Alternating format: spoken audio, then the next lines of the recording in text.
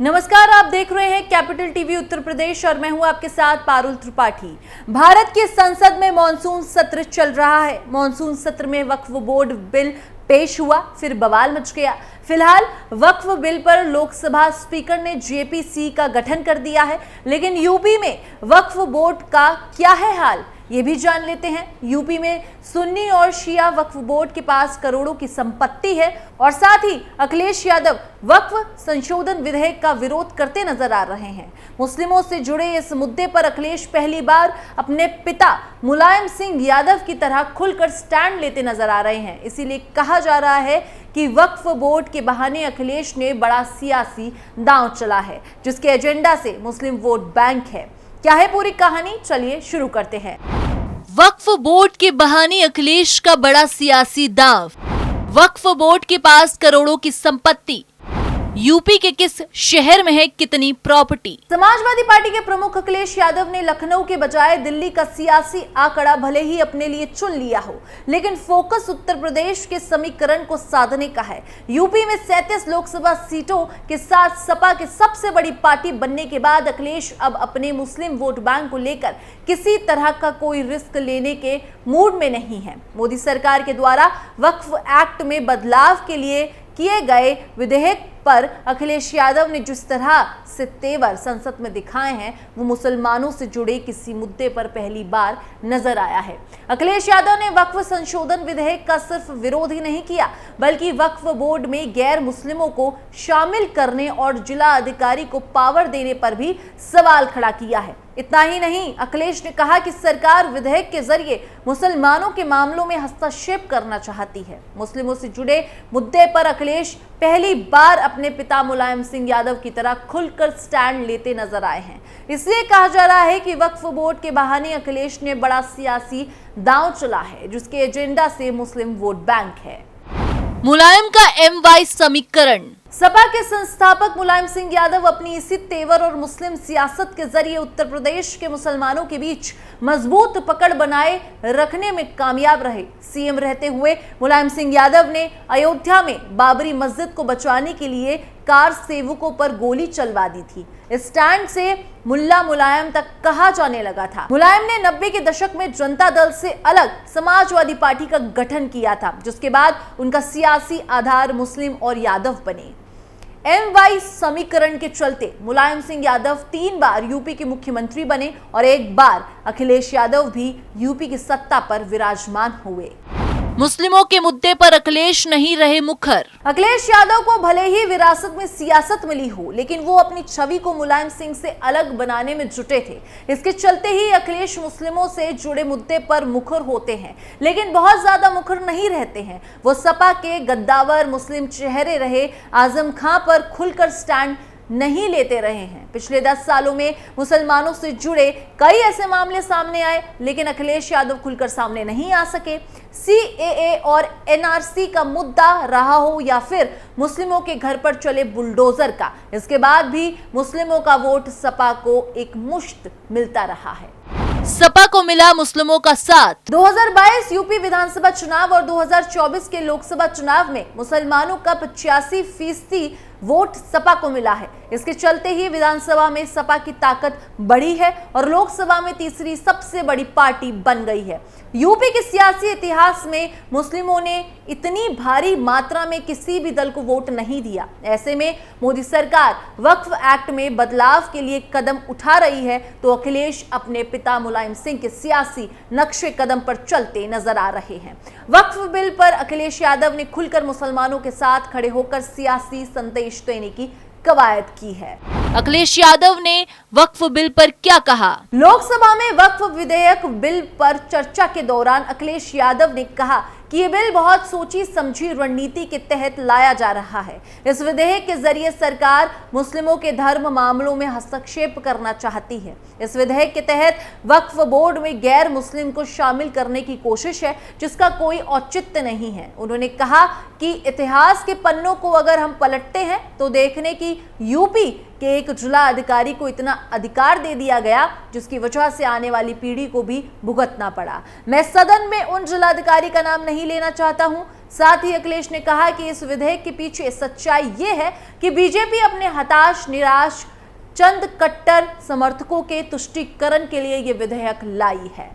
अखिलेश कर रहे वक्फ बिल का विरोध। वक्फ विधेयक के लोकसभा में पेश होने से पहले ही अखिलेश यादव ने अपने मुस्लिम सांसदों के साथ फोटो शेयर करके साफ कर दिया था कि वक्फ बिल का खुलकर विरोध करेंगे। उन्होंने कहा कि वक्फ बोर्ड का संशोधन बस एक बहाना है। रक्षा, रेल, नजूल लैंड की तरह जमीन बेचना निशाना है।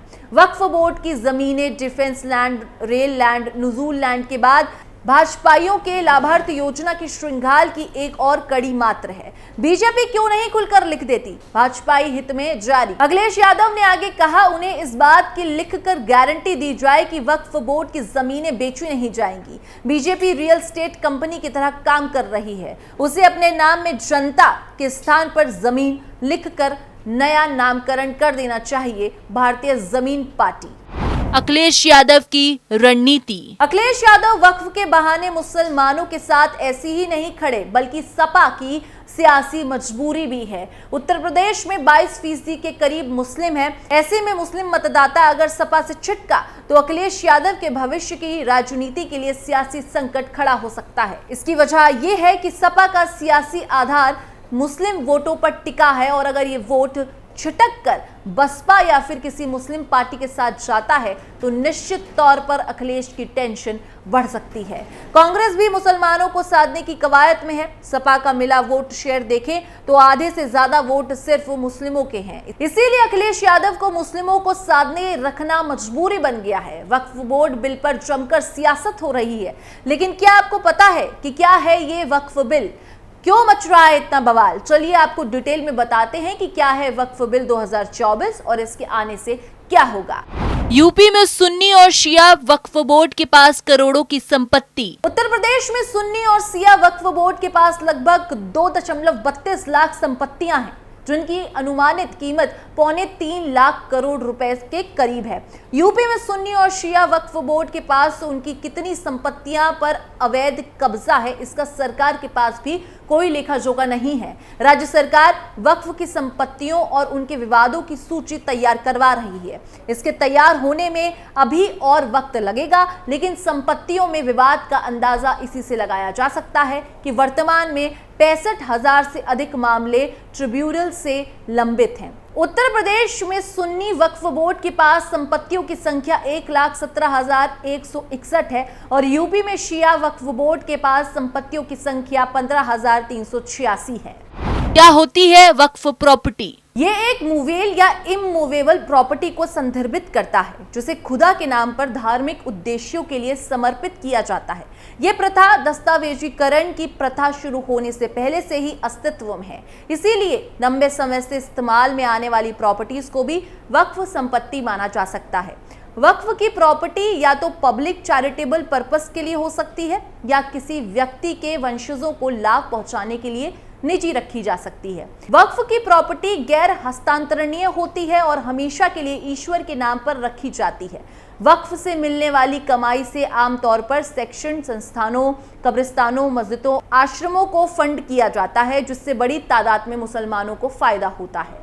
1985 में पारित किया गया था अधिनियम। 1995 में एक नया अधिनियम पारित किया गया था और 2013 में इसमें संशोधन किया गया था ताकि वक्फ बोर्ड को किसी संपत्ति को वक्फ संपत्ति के रूप में नामित करने के लिए दूरगामी अधिकार दिए जा सके। विवाद होने की कंडीशन में इसका निपटारा कोर्ट की तरफ से किया जाता है। अब सवाल आता है कि आखिर केंद्र सरकार की ओर से पेश किया जा रहा नया बिल क्या है? क्या है वक्फ बिल 2024? बिल का मकसद वक्फ बोर्डों की अपनी संपत्तियों के मैनेजमेंट की ताकत को कंट्रोल करना और ज्यादा सरकारी रेगुलेशन का प्रावधान करना है। बिल में किसी भी वक्फ प्रॉपर्टी के लिए जिला कलेक्टर कार्यालय में रजिस्ट्रेशन कराना जरूरी करने का प्रावधान है ताकि संपत्ति का मूल्यांकन किया जा सके। इसमें यह भी कहा गया है कि इसके लागू होने से पहले या बाद में वक्फ संपत्ति के रूप में पहचानी गई या घोषित की गई कोई भी सरकारी संपत्ति वक्फ संपत्ति नहीं मानी जाएगी। जिला कलेक्टर ये तय करने के लिए मध्यस्थ होंगे कि कोई संपत्ति वक्फ संपत्ति है या सरकारी जमीन है और ये फैसला आखिरी होगा। एक बार फैसला हो जाने के बाद कलेक्टर राजस्व रिकॉर्ड में जरूरी बदलाव कर सकता है और राज्य सरकार को रिपोर्ट सौंप सकता है। बिल में यह भी कहा गया है कि जब तक कलेक्टर राज्य सरकार को अपनी रिपोर्ट नहीं सौंप देता तब तक ऐसी संपत्ति को वक्फ संपत्ति नहीं माना जाएगा। अगर किसी मामले में डिस्प्यूट होता है तो ये मामला हाईकोर्ट के सामने जाएगा। मौजूदा वक्त में किसी संपत्ति को वक्फ माना जा सकता है, भले ही उसकी मूल घोषणा संदिग्ध या विवादित हो। यह प्रावधान इस्लामी कानून के तहत दिया गया था। वक्फ के रूप में संपत्ति का समर्पण काफी हद तक मौखिक था, जब तक कि दस्तावेजीकरण मानदंड नहीं बन गया था। बिल में ऐसे प्रावधानों को हटाने की कोशिश की गई है, इसीलिए वैध वक्फनामा के अभाव में वक्फ संपत्ति को संदिग्ध या विवादित माना जा सकता है। जिला कलेक्टर के जरिए आखिरी फैसला आने तक संपत्ति का इस्तेमाल नहीं किया जा सकता है। वक्फ बिल पर सियासत तो तेज है, लेकिन अभी आपने सारे संशोधन सुने, इस पर आपकी क्या राय है कमेंट सेक्शन पर हमें जरूर बताएं। बाकी देश और दुनिया की तमाम खबरों के लिए आप देखते रहिए कैपिटल टीवी उत्तर प्रदेश।